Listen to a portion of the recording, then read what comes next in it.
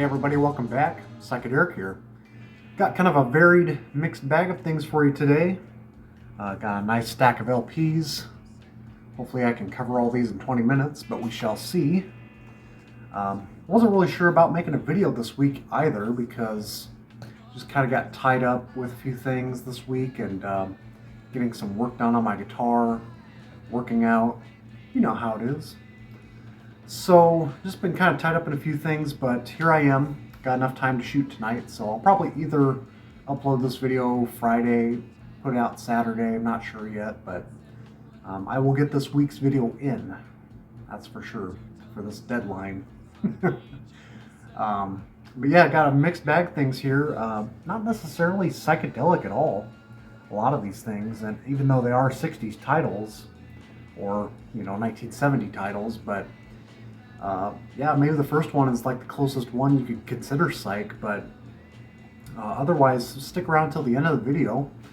I got a few 80s ethereal wave, dream poppy kind of stuff, so if you guys are into that, sort of the gothic, shoegazy kind of stuff, I found some cool records at this barn sale months back, and a couple of them really surprised me, so I'll be covering them here. And then I did find some more, but didn't love them as much, so I kind of flipped them, and I think a couple of these are definitely keepers, so let's begin.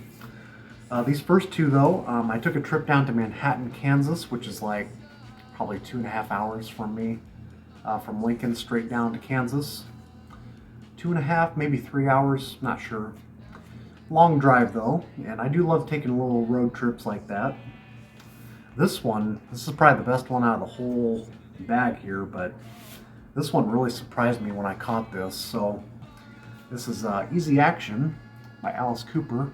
Pretty typical. You see it in the shops, but this one is a unique pressing.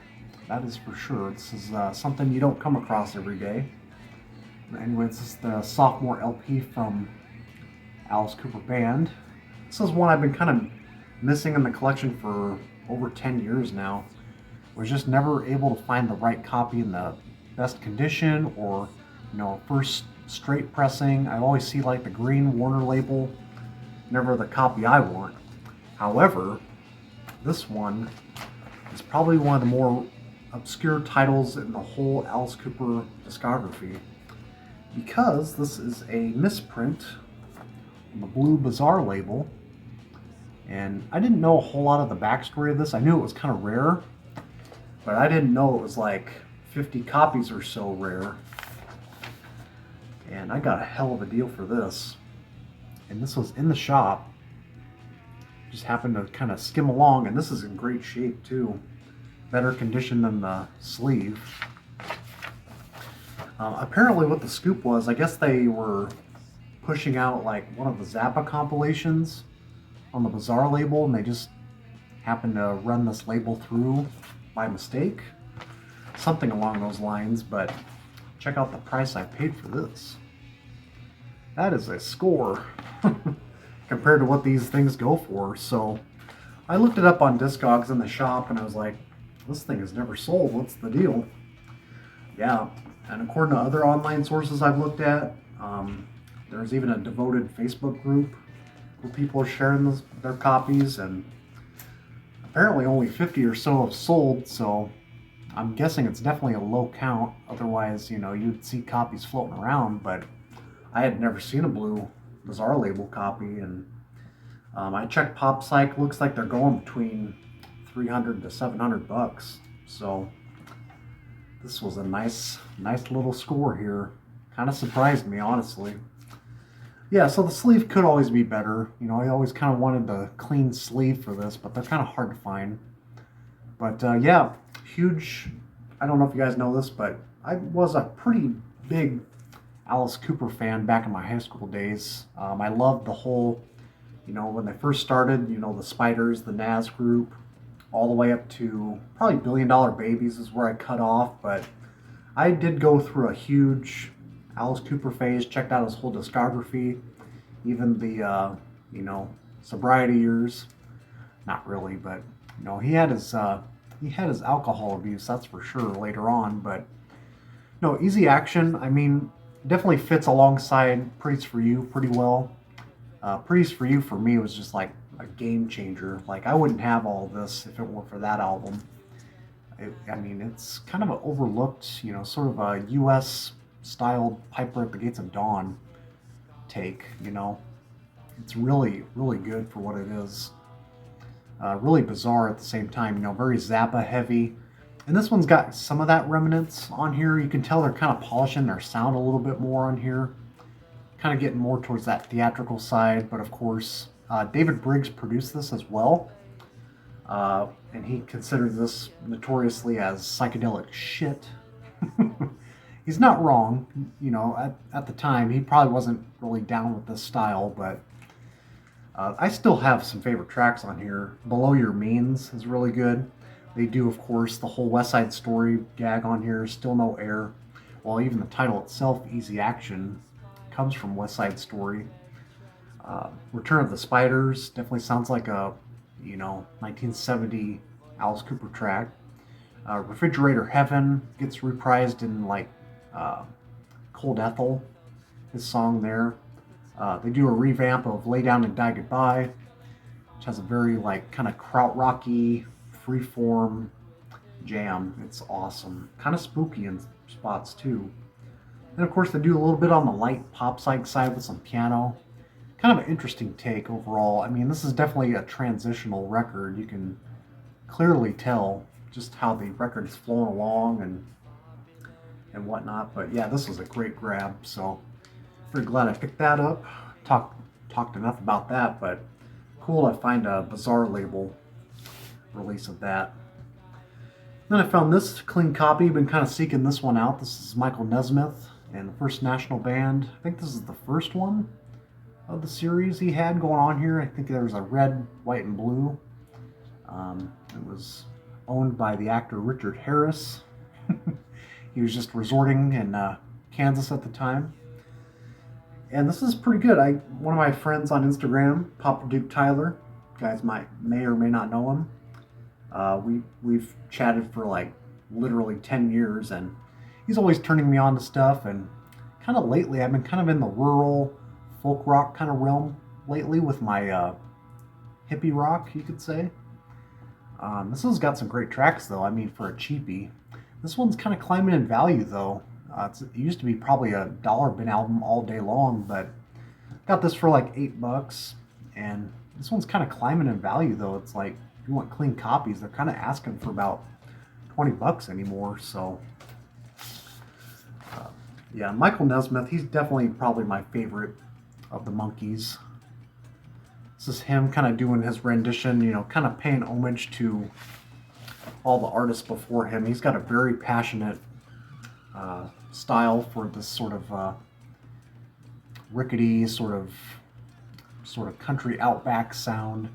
I don't know how to describe it necessarily, but it just makes me think of kind of Home on the Range. He's just doing his whole thing out on the countryside, and I love it. I think Joanne was the single off of here, and definitely my pick off of this as well. It's very, very much a memorable track. Once you listen to it a few times, it kind of sticks with you. I think it's a very strong track.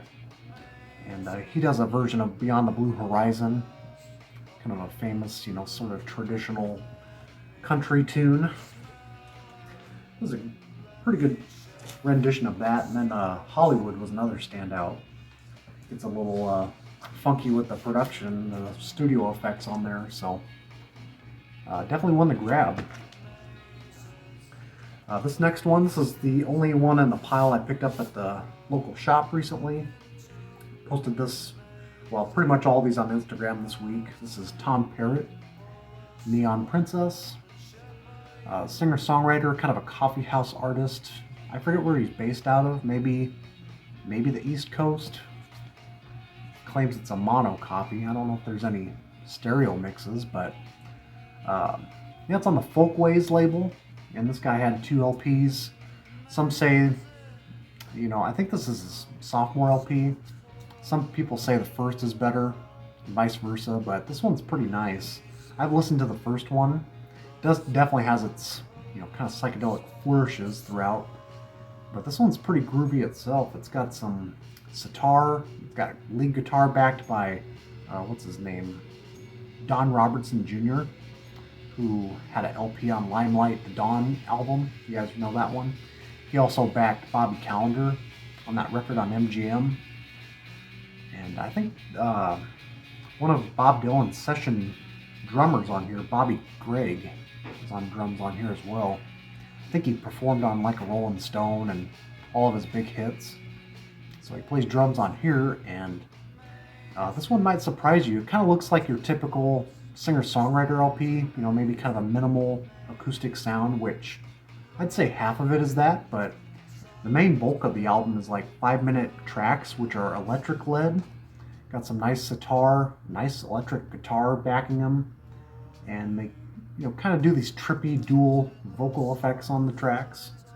I think it's the same. I think it's Tom's voice on both overlays, but it's kind of a cool, kind of gives it a trippy effect on some of these tracks.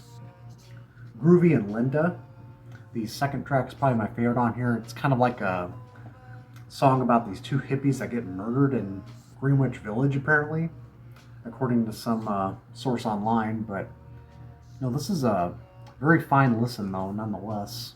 You could scoop this up. I think it's kind of climbing in value too, probably $30 on average. But this one might kind of knock you out the first time you listen to it. You're not really expecting any distorted aesthetic guitar on the title track or any of the other ones on here. So but after a while, you know, it gets kind of I don't know, repetitive a little bit, not nearly as shocking when you listen to it a few times. But this is definitely a keeper. Really enjoyed this one.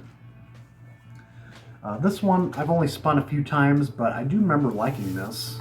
This is one of those random eBay purchases that I found. Kind of been staying low on like the whole private press scene. You guys might have noticed as well, or like at least the small label type stuff. Just been kind of veering away at the moment with all those. You just get so overwhelmed, and sometimes they're blind buys, and sometimes you're disappointed. And this one, though, I mean, this one's about average for me. This is Lucine Michael's, I think that's how you say her name. Turning Point. This is like one of those kind of small label Christian records you see. I'd say it's semi-Christian based, but you know, the lyrics aren't like preachy or anything. But it's basically a singer-songwriter. Stylistically, it's kind of a lounge-flavored, kind of breezy folk pop, reminiscent of maybe a lightweight Nancy Pretty or Doug Randall, a record I shared a couple years ago now. This is produced by Edward Baker, who did a lot of local television, radio type of singles and jingles, stuff like that in Chicago. This is a Chicago-based record, but I think she was from Georgia, I want to say.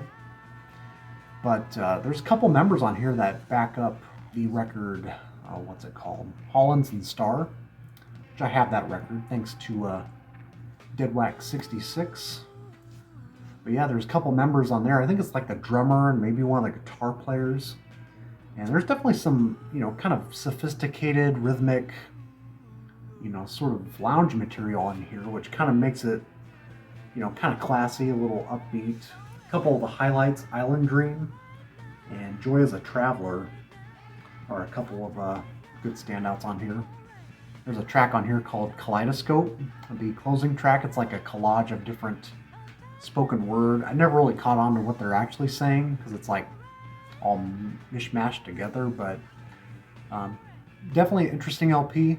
Cool cover art for sure. Don't know whatever happened to her. I think this is like her only release. So, you guys want to check that out? I wouldn't pay too much for this. It's like a $10 LP. So, just might want to sample it online before you bite the bullet. And then the next one, okay, so these are the 80s. I think these are all from the 80s. Yeah. The 80s ethereal wave type of dream pop stuff. So I'll start with this one. This is one I picked up actually brand new, which how often does that happen for me? Brand new in the shop. Of course, a reissue, but this is one that, again, Papa Duke Tyler, he actually turned me on to this one as well. And, kind of took a while to latch onto this, but I definitely caught the vibe once I kind of gave it a few listens streaming it. And this is a pretty well-renowned record, Galaxy 500 on Fire. This came out in '89. It's a trio from Cambridge. It's like a suburb of Boston. Basically Harvard students that were just kind of vibing with each other one day, and just, I think they produced like 3 different records. This is like their most famous one. And I got a great deal on this. I think online these are going for like 25 and up, and I got this for like $20 in the shop, so it's kind of nice. I was kind of feeling it that day, and yeah, this is really good. Let's see if I can get it out of the sleeve here. So I don't know what the original label was on, but yeah, so I'm not too educated like on this kind of genre. I guess you could basically call this indie pop. Dream pop's kind of stretching it, but I guess for some people like, you could consider it that, or kind of a neo-psych dream pop light. But yeah, definitely indie for sure. Very Velvet Underground influenced. You can tell they were kind of inspired by that kind of loose style of playing, especially like their acoustic stuff. But also kind of a Neil Young vibe on here too, especially the vocals by Dean Wareham. So you can definitely tell there's like a kind of a crazy horse Velvet Underground hybrid going on. If I had some favorite tracks, I'd say Leave the Planet is definitely one of them, as well as Strange. It's got some strange lyrics. Talking about waiting in line, waiting to buy his Twinkie. So there you go. But yeah, kind of a record that kind of sank under the radar, I think, at the time, but initially, not so well, but over time it's really kind of gained this kind of cult status. Very simplistic, but I think for the style it works pretty well. All the tracks, they kind of use the same chord progressions, but, kind of mix it up just a little differently. A little different each time, so still a keeper. I've really grown to like this one, so it's pretty good.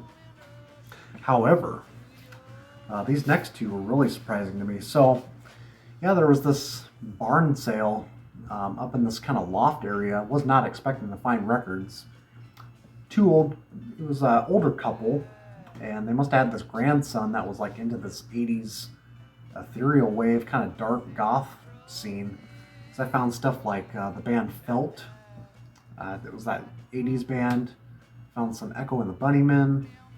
Some of them were too poor of condition to pick up, unfortunately, but some of them were nice shape. They were 12-inch singles as well. But these are the ones that kind of stood out, and for me are going to be the keepers. Unfortunately, no, Cocteau twins or anything like that, but that would have been amazing. But this one here, this is a cool piece. You may or may not know him. I got recently kind of educated on this guy. This is Matt Johnson, Burning Blue Soul. He was part of the band The, which I have heard of. I think that was basically a one-man band already, but you guys can let me know. Anyways, this is like a reissue from like '84. I think it came out in like '81, I want to say. 4AD label. Pretty nice shape. This is one I had to pick up. And these were like $1 a piece. And this is already a pretty cheap record to pick up on. But I think this is an import. Perhaps. I'm not really sure. Because I haven't looked that deep into it. But yeah, very experimental. Very artsy. It's got a very like cabaret Voltaire with a bit of like 80s wire sound to it.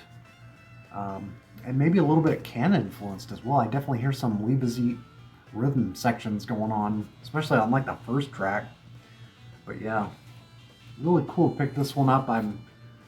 First spin, I was like, whoa, this is something different that I really enjoyed. So glad to scoop that up. But this was the cherry on top for me. And it's actually a compilation. This is the October Country. This has got 4 different artists on it: Autumn Fair, Dark Arts, Marine, and Soul Brothers. kind of obscure artists, it turns out. Looks like one of them only made an LP. I think it was Dark Arts. This came out in like '88. So basically a compilation of like these kind of ethereal wave, dreamy, crazy, kaleidoscopic, psychedelic, trippy stuff here. I mean, to me, ethereal wave, shoegaze stuff is definitely psychedelic in my listening spectrum. But yeah, there's some amazing tracks on here. Egeria, the opening track from Dark Arts. But the takeaway from here, I'm gonna put it in the intro. It's Naomi by Autumn Fair. That track is mind blowing. Like, wow. I can't believe that video online of that song is not viral. I mean, it just sounds like exactly what I'm looking for in sort of that kind of woozy sounding, very heady induced shoegaze kind of sound. I'm sure a lot of you can recommend me some stuff kind of similar to that track, so if you want to, that's totally cool. I mean, I'd definitely love to find some more stuff like that. But yeah, Autumn Fair, they were definitely my favorite off of here. But Dark Arts as well. I mean, their track, These Are Made of Love, kind of reminds me of Nico from Velvet Underground, the vocal approach anyway. But not only that, I found 2 copies recently. So the other copy I found in Sioux Falls at Early November for like $5. So I was going to pass that on to my friend, my college buddy, because we both listened to it and we were like, yes, that is the best track. But also, this is actually a white label promo. Don't know if it's like a official WLP, but it's, so yeah, for promotional use only. So that is also very cool. The other one's a stock copy, so and this is pretty cheap as well. So online, I think they're going for like $10. So I would definitely scoop this up if you're kind of into those kind of dark, woozy, NyQuil sounding dream pop, man. It's really good. So I'm trying to get better at like describing different genres, but since I kind of stick in the 60s psychedelic waters, sometimes it's kind of hard to, kind of shoot out those adjectives at you, but I try my best in the moment. So we'll see where next week's video lands. I'm actually going to be taking another road trip. I'm going to be going to Kansas City area next week, so may not make a video. I might just make another travel vlog kind of thing where I overlay some music Kansas City related and kind of show you what I'm flipping through. Might not go as crazy as like other previous trips, but I will definitely try to entertain as much as I can. Hope you guys survived the neurotic, 4th of July crisis. I say that just because I had to work the next morning and they're literally shooting cannons off in the back alley, so didn't get any sleep, and the fact I also stretched out my neck a little bit. It lasted for like 3 days, just also shows me that I'm getting older, and can't sleep on top of that either. So anyways, check these artists out, and we shall see you soon.